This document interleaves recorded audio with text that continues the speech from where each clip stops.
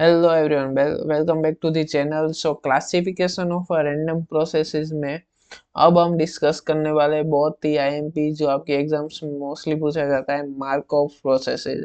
बहुत ही IMP definition है इसकी, तो चलिए स्टार्ट करते हैं। A random process xt where t belongs to t is said to be a Markov process। ठीक है। अब पहले मैं आपको यहाँ पे ब्रीफ दे देता हूँ कि मार्कov प्रोसेस है क्या, तो आपको ये इजीली अंडरस्टैंडेबल होगी। जैसे कि यहाँ पे स्टेट है 0 1 2 3 4 डॉट डॉट डॉट डॉट। तो आप यहाँ पे ट्रैवल कर रहे हो 0 to 1 1 to 2 2 to 3। अब जब आप यहाँ पे 3 पे खड़े हो, मतलब आप थर्ड स्टेट पे खड़े हो, तो आपको बस एक प्रीवियस स्टेट ही याद है, बाकी का आप पीछे वाला सब कुछ भूल जाएंगे। इसको बोलते हैं मार्कov चेन। मतलब ये मेमोरी लेस होता है, इसमें मेमोरी नहीं होती। आपको कुछ भी प्रीवियस स्टेट्स याद नहीं रखने हैं, सब भूल जाने, बस एक प्रीवियस का आपको याद रखना होता है रेफरेंस के लिए। तो ये एक आपको चीज याद रखनी है, बस इतना ही मार्कov चेन। मैं आपको इसकी प्रॉपर डेफिनेशन बता देता हूँ कि क्या कहना चाहते हैं।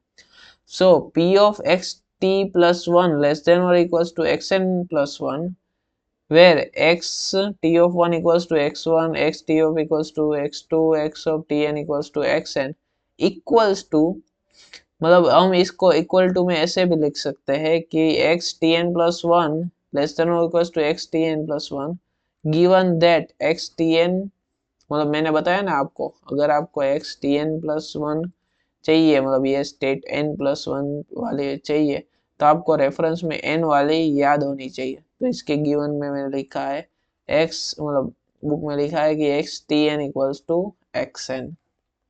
ठीक है।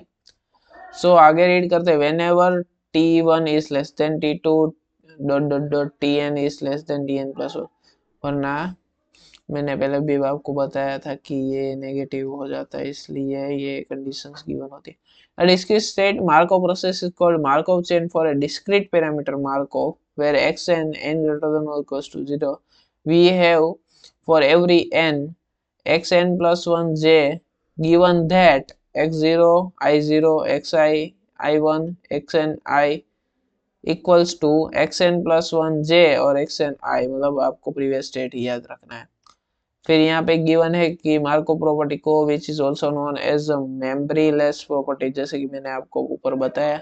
This property of Markov states that future state of the process depends only on the present state, do not on the past state. मतलब जो प्रेजेंट पे होते हो आप जिस स्टेट पे, जैसे कि n+1 पे, उसी पे डिपेंड करता है, पास्ट का आपको पूरा भूल जाना है। Clearly any process with independent increments is a Markov process, मतलब जिसमें इंडिपेंडेंट इंक्रीमेंट्स आपको अगले वाले वीडियो में देखा बताया था कि x0 x1 माइनस x0 से इंडिपेंडेंट होता है, यहाँ पे t1 था। फिर xt2 माइनस xt1 और इससे इंडिपेंडेंट होता है। मतलब ये सारे जो एक एक इंक्रीमेंट होते हैं वो एक दूसरे से इंडिपेंडेंट होते हैं, उसको इंडिपेंडेंट इंक्रीमेंट्स बोलते हैं। सो बस इतना ही था इसमें। और ये फॉर ऑल करके अगर आपको लिखना हो तो k इक्वल्स टू 2 से n तक एक्स टी के फॉर गिवन एक प्रीवियस स्टेट। तो आप इस फंक्शन को ऐसे भी लिख सकते हैं। ठीक है। Thus, all finite order distribution of Markov process can be expressed in terms of second order distribution. So I hope आपको ये वीडियो समझ आएगा। अगर आपको समझ आए प्लीज लाइक शेयर सब्सक्राइब कर दीजिएगा। Thank you so much.